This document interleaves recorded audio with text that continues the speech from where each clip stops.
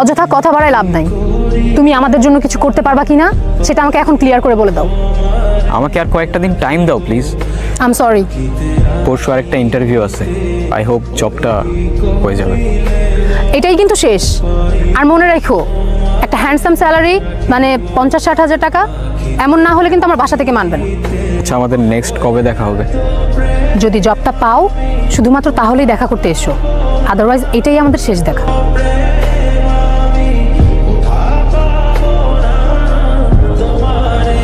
Middle class লাইফটা এত complicated কেন বলতো?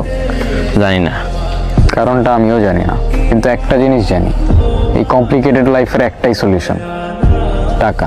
তোর একটা কথা বলি, মানি ক্যানট বাই হ্যাপিনেস। তোর লাইফে এখন ওই সিচুয়েশনটা আসে নাই তো? তোর একটা কথা বলি, দিন শেষে টাকাই কাজে লাগে, আর আজকে না হয় কালকে টাকা তো তোরে কামাইতেই হবে। পকেটে নোট না থাকলে না কেউ পাশে থাকে।